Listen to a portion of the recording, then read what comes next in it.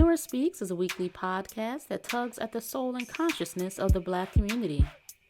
With show topics such as youth empowerment, education, women's impact, and civic engagement, Nora Speaks challenges the listener to not only join the movement, but be the movement. On the show, you'll learn from insightful guests who have demonstrated capacity in these fields and more, and I'm your host, Nora Muhammad. Welcome to the show.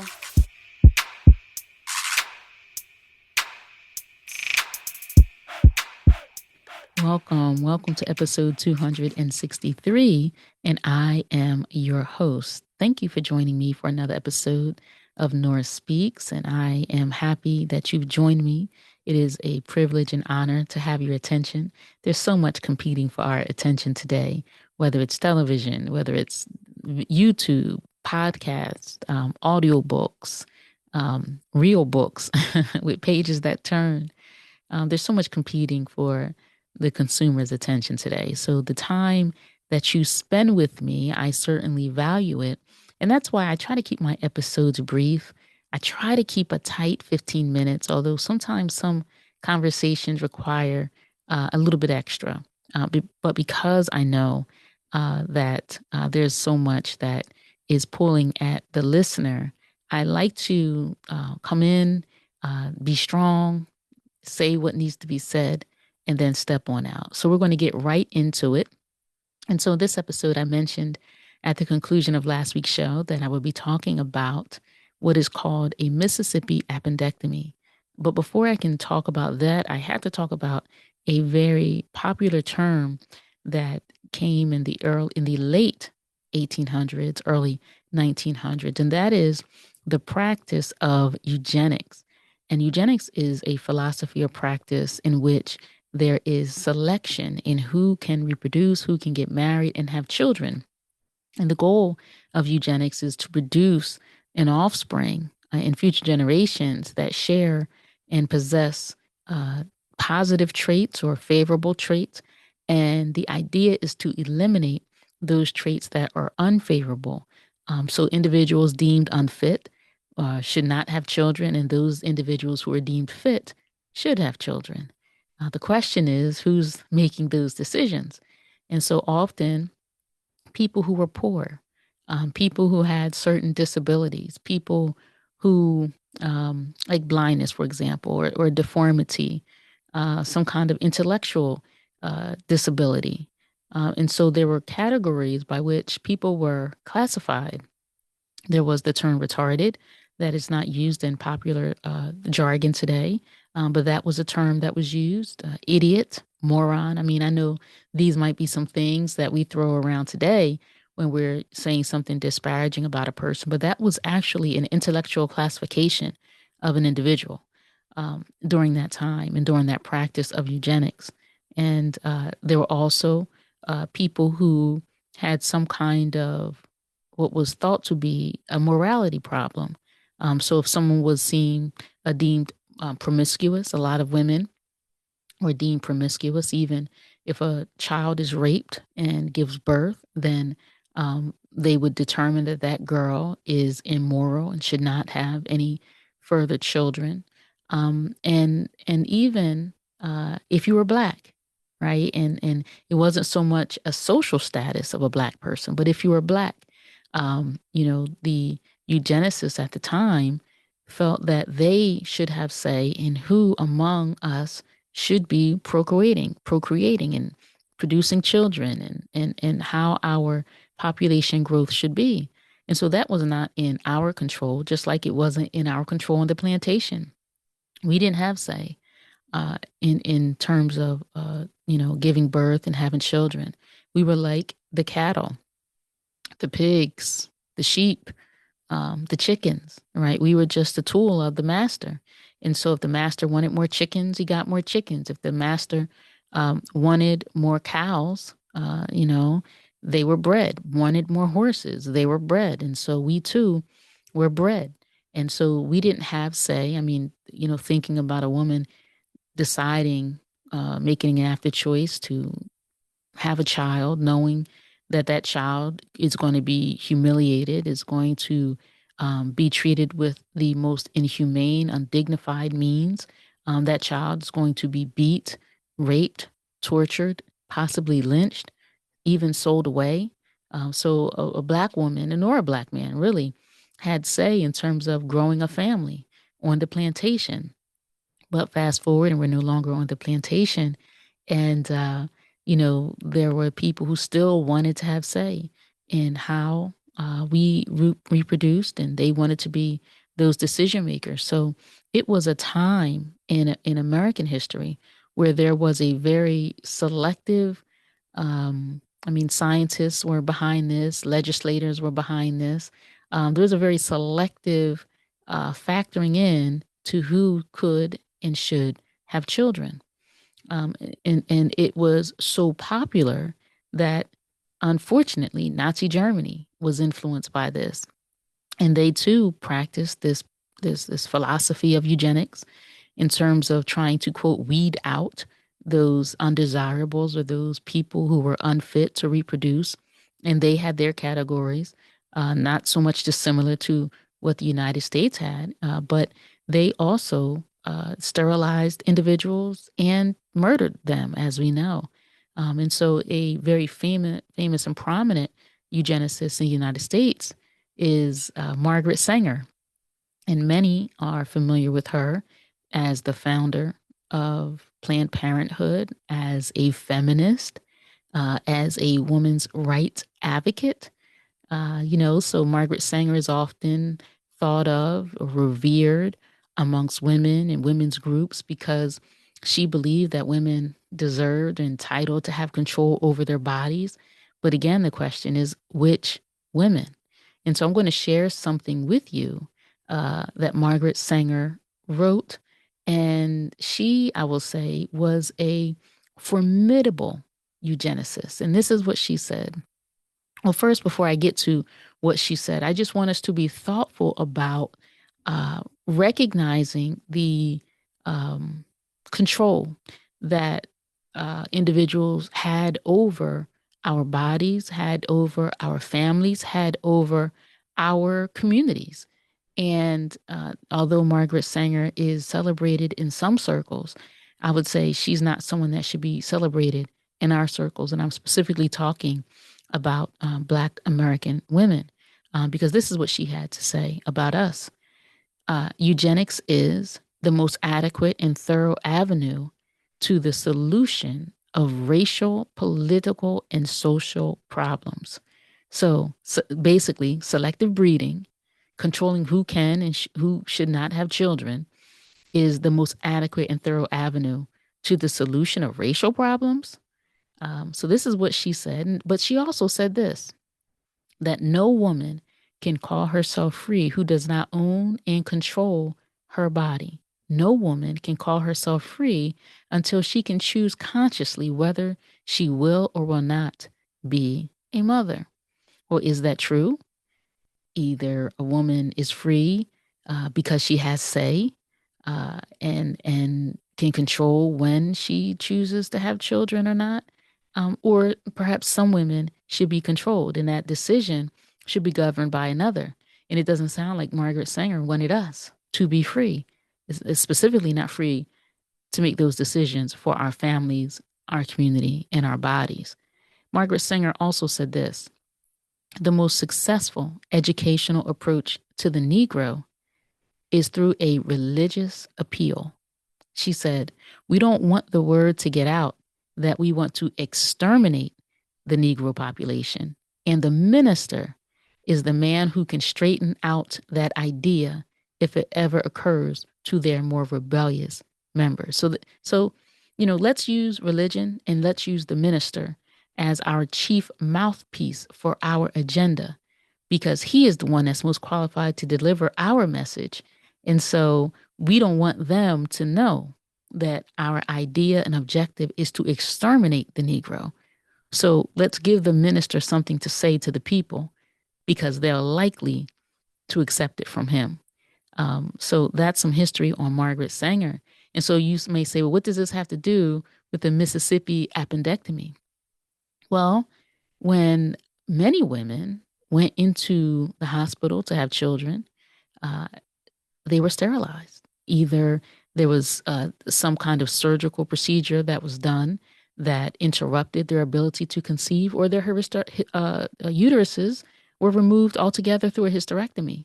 There were women who went to the hospital because they had abdominal pain, and the doctor assessed that their appendix was inflamed or ruptured, even.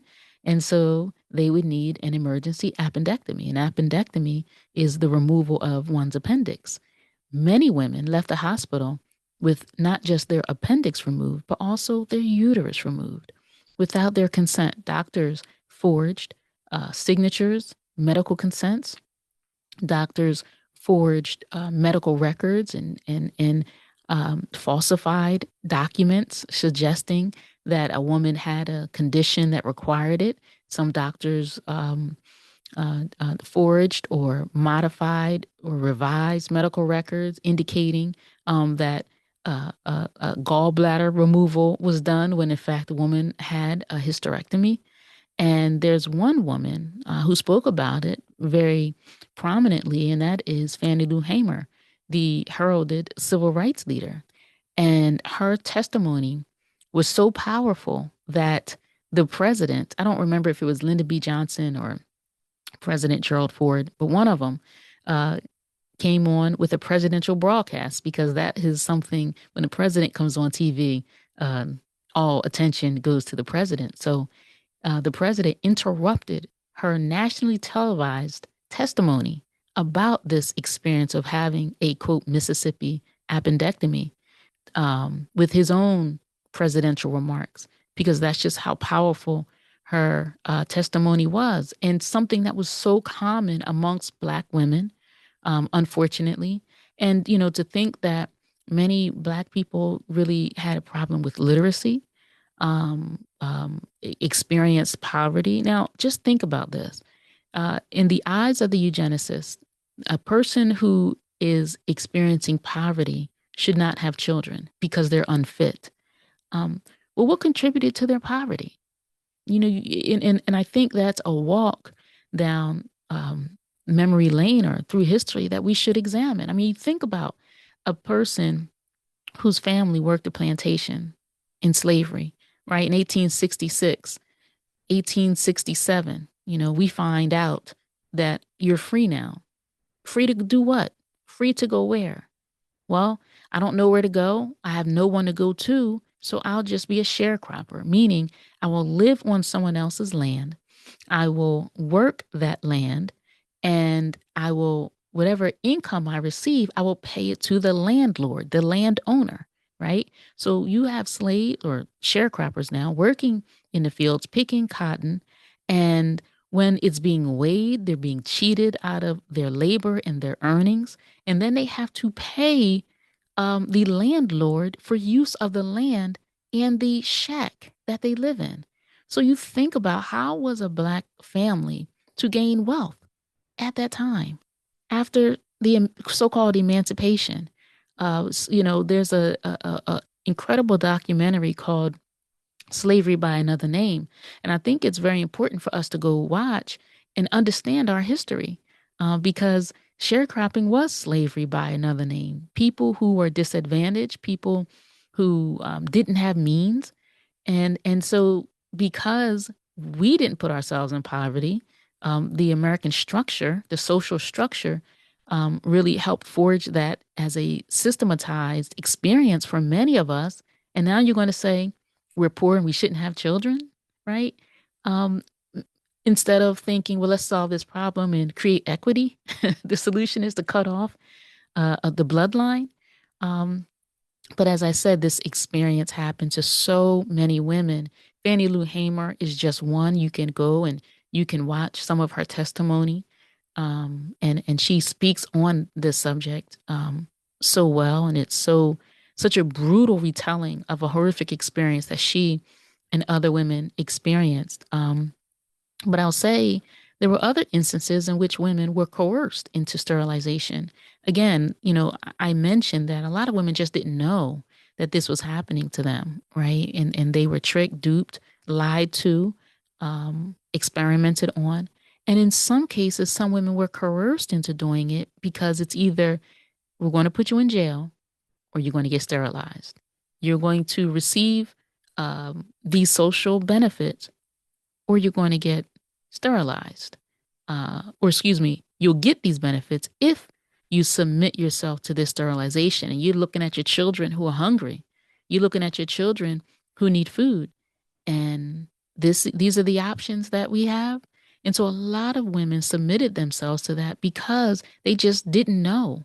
They had no choice. And in some instances, if a parent's children were deemed by the quote authorities as being moronic or idiots or mentally retarded by their standards, then they would coerce that parent into sterilizing their children. So there were girls as young as 12 and 14 being sterilized. Mothers who were so ignorant and illiterate that they made a mark with an X because they couldn't read, right? And if you know anything about informed consent, that means that you have to be informed. And if the one that is informing us also doesn't want to see our population grow, are we really being informed? And I would say absolutely, we were not. But this isn't something that history just reports happened in the early 1900s, late 1800s. I mean, this thing was practiced in the 60s and the 70s and even in the 80s. And it was predominantly happening amongst Black women. We were the majority group, although we were only like 12% of the population, right? Black women made up 63%, 64% of those who were sterilized. So there is definitely an interest in managing and maintaining what was an acceptable population growth amongst Black people in America. And it's something that was revealed in 2020 that was still happening in a nice detention center where women were being sterilized there just in 2020. And it was a whistleblower, a nurse, who reported this doctor who they called the uterus collector because he performed so many of these procedures on women. There was one woman, the doctor told her that she, needed to have this surgery because she had a certain condition. And initially she assented and then she withdrew her consent. And when she went back to her home country and saw a specialist, what the doctor in fact said was not true. And so this is still happening. There's a report of a young woman who was imprisoned at the age of 19. And while she was in prison and having some medical or reproductive issues with her reproductive system, she went to the doctor and the doctor, examined her and said, well, you could have cancer and I need to do a procedure. And if there is cancer detected during the biopsy, would you like me to remove your uterus? And this is a 23-year-old girl, essentially, not, accompanied to the doctor by her aunt or her grandmother or her mother or someone that loves her. And being afraid of the C word, as so many are, she agreed, yes, you can remove my uterus if you see cancer. Well, ultimately, doctors did not find cancer. However, he had still removed her uterus. And she didn't know this happened until she started experiencing menopausal symptoms. And so she's 23 years old, 24 years old, going through these menopausal symptoms, asking, well, what did the doctor do to me? And no one telling her the truth and no one giving her her records that she asked for. And it wasn't until she received free legal assistance were they finally able to compel the prison system to release her medical records. And she wasn't the only one. There are many women that this has happened to. And I'll make sure I include links so that you can kind of do some research yourself and understand some of the history, because this is Black History Month, right? Understand some of the history that our people experience. So sometimes, our young people today may not quite understand why their grandparents or their parents, their uncles or aunts have a certain posture and position. Why, when the COVID vaccine came out, Black people were hesitant, reflecting back to the Tuskegee experience of so many people. and other experiences. And that distrust is well earned. While there are some really great doctors, some great practitioners, I have some really great practitioners, but a lot of people don't see practitioners that really care about them. And the way medicine is practiced in America, it's an assembly line, right? Doctors that want to take extra time with their patients just don't have the ability to unless they change how they practice medicine. But that's not the training, right? Doctors are trained to prescribe meds and to do procedures. And that is the focus, right? Well, maybe you don't know, but right now what we see is pharmaceutical companies driving the train of medication or medical training.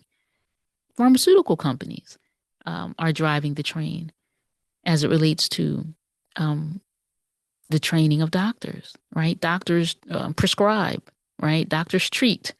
There's very little on prevention. In fact, many doctors will tell you they don't learn much about nutrition. It's kind of a side topic. It's ancillary. It's like insignificant. That's not what medicine is, right? Medicine are pharmaceuticals, right? So we have to be in authority about our health. We have to ask questions. We need to ask for second opinions. And I will say, if your doctor makes you uncomfortable when you ask a question, you need a new doctor. If your doctor becomes angry because you want a second opinion, you need a new doctor. Your doctor should be able and willing and interested and take the time. Again, not all doctors are able to, not all doctors want to, and we need to know the difference. So if you are seeing your doctor and your doctor says, well, listen, I have to bring you in and talk to you about a diagnosis, bring your spouse, bring your children, bring your friend, bring your aunt, take your mother. And Black men absolutely should go to the doctor with their spouse, their sister, their mother, a brother, because you need someone there to advocate for you. And we all do. But if you're the one that the doctor is giving some difficult news to, you might not be so sound mind to be able to ask important questions that should be asked. So I encourage you to make sure that you bring someone to the doctor with you so that you can have someone that is not as caught up in the whirlwind of emotions if it's bad news, to ask those questions on your behalf. Um, Take a notepad, have somebody on the phone, ask if you can record the conversation so that you can come back later and say, well, doc, I didn't think of it at the time, but I have a question for you now. It's really good to be an advocate for yourself, because we have a legacy of distrust with medicine in America, and for good reason. So don't you let anyone make you feel silly. Don't you let anyone dismiss any concerns that you have. Shucks, I go to the dentist and I ask my doctor, do we have to do an x-ray? Talk to me about this.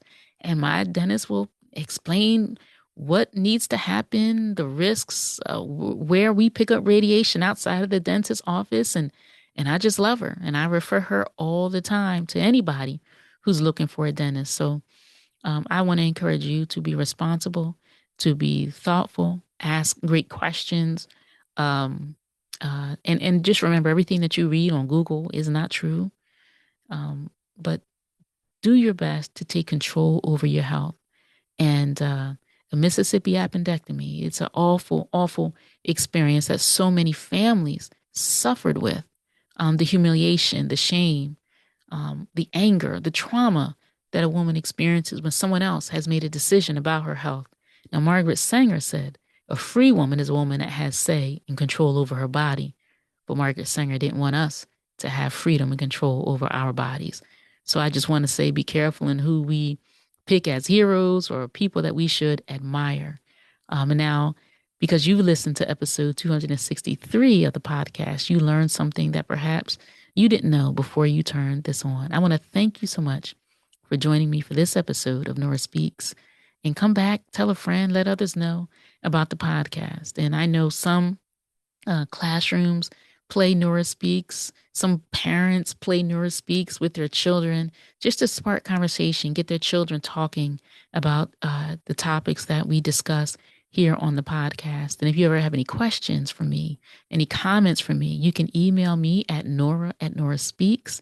You can leave a comment on the Facebook page, the YouTube page, the Instagram, and make sure that you subscribe to the Nora Speaks YouTube channel, something new that we started in 2026 that we're really excited about. You can go back and check out previous episodes. And if you are already subscribed on YouTube, then you can also subscribe on Apple or Pandora streams podcasts. So does Audible, Pandora. I mentioned that. Spotify, iHeart, of course.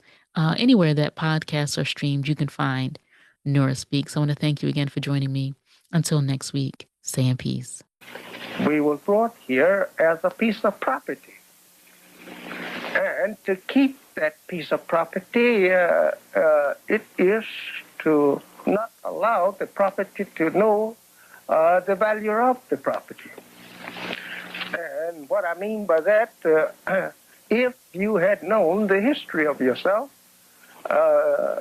you would not have been made a slave. And you won't be a slave now if you have a knowledge of yourself. It's hard to enslave a person that have equal knowledge with you. You just can't do it. And so this knowledge of yourself is the thing that will free you from what you have been suffering from. Thank you for listening to another episode of Nora Speaks. Look out for a new episode coming at you fresh next week. And if you want to learn more about me and the work that I do, you can visit my website, noraspeaks.com. Or if you have a listener question, you can email me at nora@noraspeaks.com.